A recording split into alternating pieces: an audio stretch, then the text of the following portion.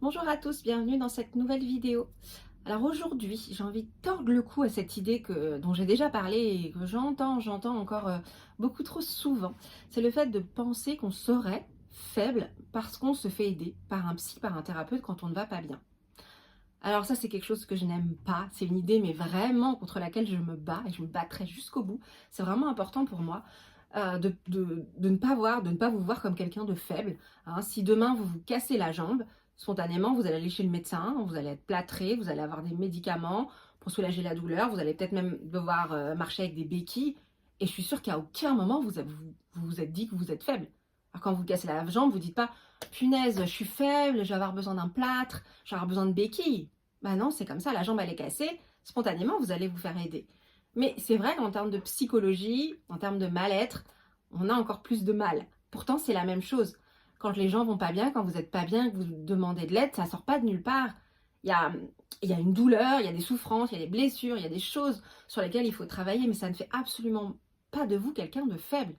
Et quelqu'un qui vous dirait que vous êtes faible, eh ben moi j'ai envie de vous dire, vous sortez de votre vie. Vous n'avez pas besoin de ces personnes-là. Et c'est pareil, on peut entendre aussi parfois, et ça renvoie à ce sentiment de je suis faible, les autres ont réussi. Les gens qui vont vous dire ah ouais, non, mais moi j'ai réussi tout seul. Ok, mais peut-être ils ont réussi tout seuls.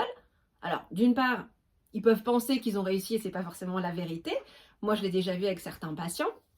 Quand ils parlent autour d'eux, ah bah oui, mais moi, mon père, mon cousin, peu importe, il s'en est sorti tout seul.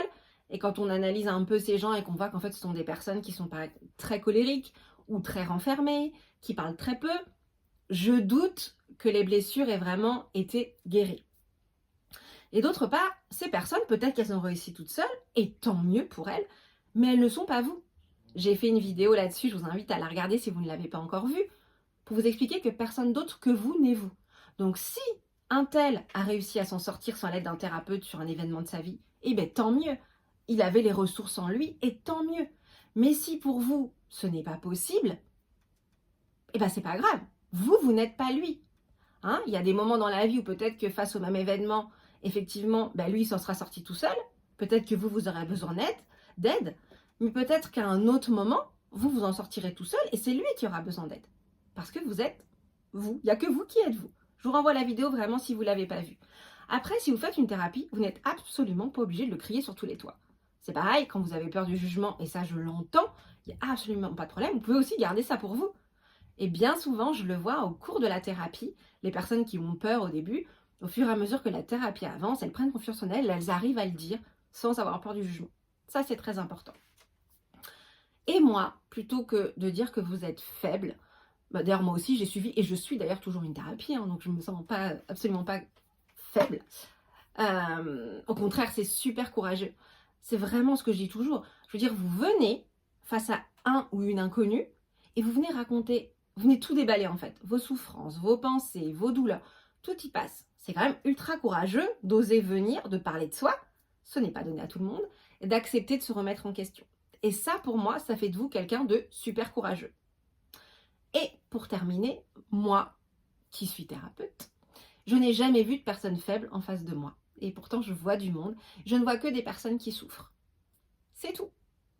Donc, s'il vous plaît, enlevez-vous cette idée de la tête que c'est une faiblesse. Moi, je parle toujours, voilà, de fragilité. Il y a eu des choses qui ont amené dans votre histoire, et c'est là-dessus qu'on travaille en thérapie, qui ont fait qu'à un moment donné, c'était dur pour vous et que vous avez besoin d'aide. Je vous rappelle, moi, en tout cas, quand je vous aide, c'est vraiment déjà accueillir la souffrance, etc. Il y a beaucoup d'écoute et ça vous aide à prendre du recul pour vous en sortir. Voilà, c'est tout. Mais ça ne fait pas de vous quelqu'un de faible. Voilà. C'est tout ce que je voulais vous partager aujourd'hui. J'espère que ça vous parle. Et si vous avez des questions, n'hésitez pas. Et je vous dis à très vite. Et surtout, prenez soin de vous. Au revoir, à bientôt.